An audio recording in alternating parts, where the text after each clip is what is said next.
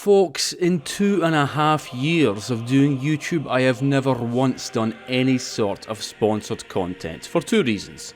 One, I usually can't be bothered and simply don't want to. And two, the stuff I get asked to advertise is usually not of genuine interest to me, meaning I'd have to pretend to like that thing, which I'm not doing, because that's lame, / that sucks. However, I was recently contacted to make a wee sponsored video showing and talking about a new game called Mandragora, Whispers of the Witch Tree. And upon looking it up, I thought, hey, this actually looks neat, oh shucks, what the heck, let's do it. For clarity, I haven't yet finished the game, but I'm a pretty good way into it. Also, I'll refrain from showing anything beyond the first few hours of the game, so only, if anything, the most minor of spoilers will be shown.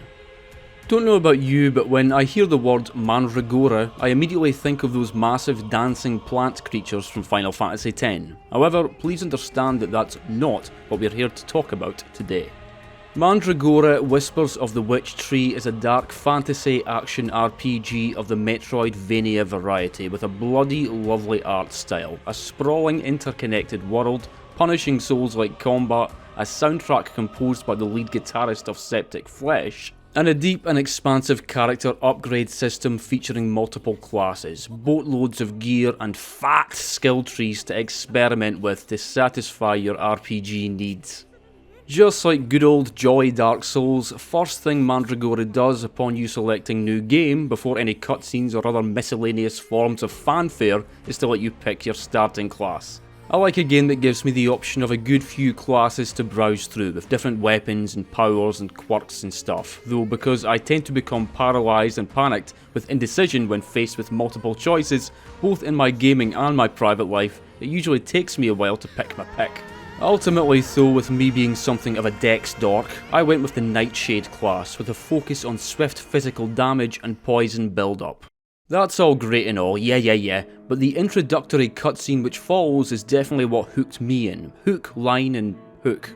Me myself personally, I don't like high, bright fantasy with dancing goblins, mystical palaces of magic, and the ancient sword of Zendaya, I don't know. I like a wee bit of nastiness, please, which is what we get here, with the King Priest, voiced by Anthony Howell, who so wonderfully played Morgott in Elden Ring, not to mention Geppetto in Lies of P, by the way, zealously orates to his crowded court about the darkness of the world and his own role in keeping it from intruding into the walls of Crimson City, as both its king and high priest.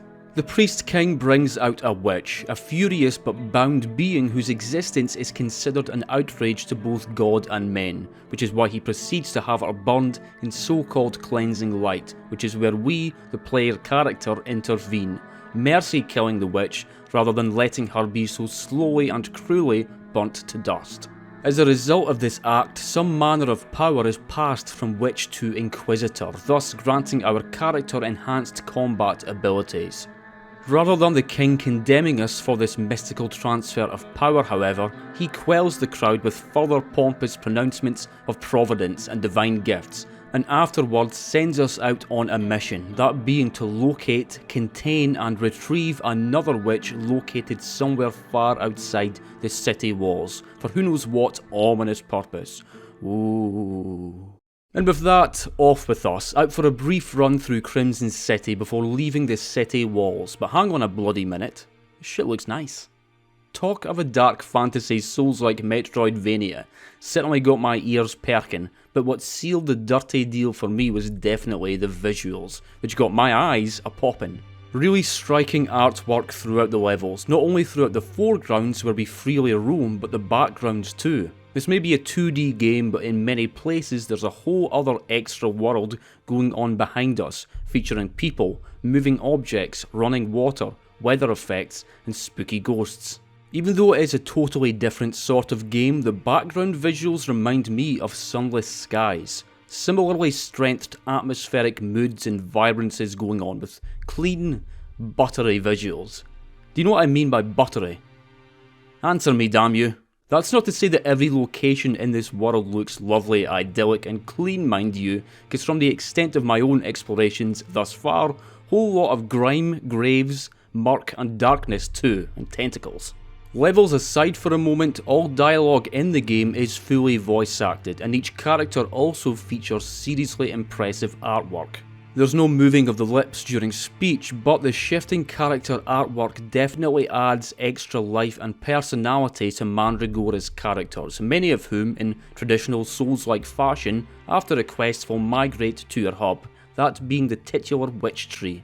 Speaking of characters, should also mention that your character will occasionally hear ghostly whispers in their head, usually providing advice or insight on events, and although at my point in the game I'm not entirely sure what these ghostly voices are all about, considering the fact that the name of the game is Mandragora Whispers of the Witch Tree, I'm assuming they are whispers from the Witch Tree, though I could be way off the mark there. Also, might be wrong about this, but I'm reasonably sure that this is the same voice actress who did the voice of that spirit jellyfish on the mountaintops of the giants in Elden Ring. If you fall, we're both doomed. Dear sister, you're finally here.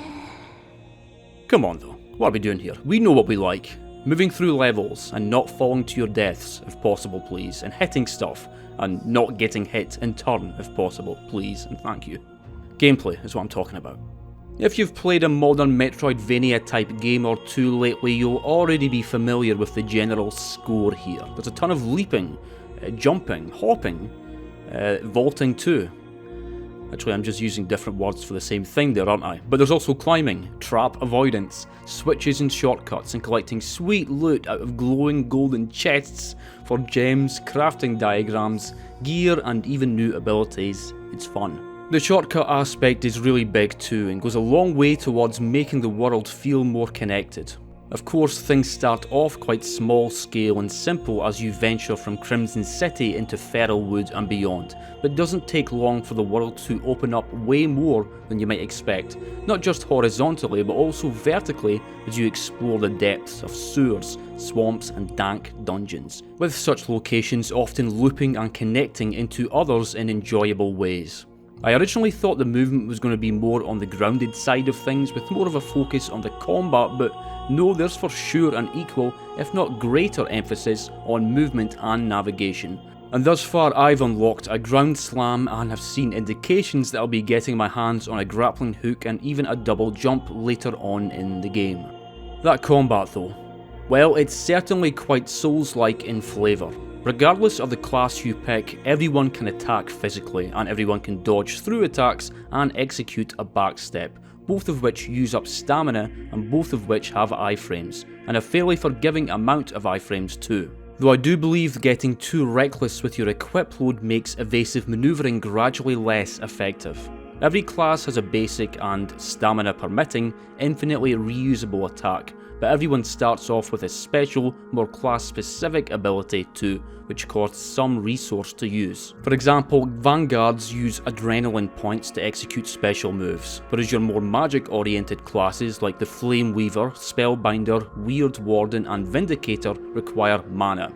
Me, myself, personally, as a Nightshade, my man uses combo points, accumulated through attacking, allowing me to buff my daggers with poison to build up some hefty damage over time on enemies. And I later bought a skill book from your boy Gerald, allowing me to use Reactive Blast to throw out even more stacks of poison on enemies within an area of effect. Furthermore, there was a boss a couple of hours into the game who threw out bear traps as one of his attacks, and upon his defeat, my character learned that same ability. Thought that was pretty cool, and I imagine there's further such examples of being able to learn boss moves.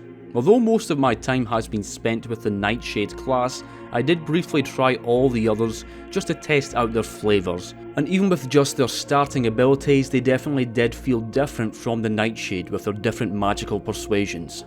Gotta be honest, I did grieve the absence of any sort of parry function whilst hacking away at spiders, skeletons and shield-bearing bandits with my dual daggers, but my grief evaporated when I realised the Vanguard class does have a parry. You can even parry wolves with this guy. The starting abilities are just the tip of the iceberg though, because each class has a separate skill tree with more nodes, bonuses and passives than you can shake a stick at, allowing for you to lean into specific builds even within your chosen class, specialising in different types of gear, elements and status effect accumulations. You get a talent point to spend on a node each time you level up, though you can also get points from making the appropriate offerings at witch statues. Most skill tree nodes do simply give you a +1 to a given stat, but others provide far more interesting and deliberate bonuses for you to plan out and work towards, and that's aside from the further gear crafting and customization options available to you back at the Witch Tree Hub. You'll be finding a ton of materials and strange treasures out in the world, making it feel rewarding to return back to make good use of those resources to create new gear and enchant existing gear. The final thing I should definitely talk about is difficulty, because for a lot of folk, myself included, who are into these sorts of games, difficulty is an important factor. For me, things felt about as challenging as I expected them to for the first 2 or 3 hours. I actually managed to die to the very first boss, which is a bit embarrassing. But generally the enemies and bosses I was facing were about at that level where they weren't too difficult to beat, but where if you got a bit complacent you could very easily end up getting thoroughly nailed, and back to the witch stone you go. Hope you don't die before picking your essence back up. God damn it. Gotta say though, once I ventured down into the mausoleum dungeon, conditions got way harder. Felt like the stuff that had come before had just been a warm-up to get you comfortable, and then wham! Oh, you thought this was going to be a pushover? No. I can only imagine what some of the later levels and bosses are going to be like. And folks, those were my humble thoughts and insights into Mandragora Whispers of the Witch Tree. Like I said, not normally one for sponsorships, but the game looked cool, and upon trying it out, I've been enjoying it quite a bit, and I'm looking forward to seeing it through to completion. If you're in the mood for a good new Souls-like RPG, this is the game for you, and you could check out the link in the description or the pinned comment to find out more. And on that note, cheers for watching and cheerio.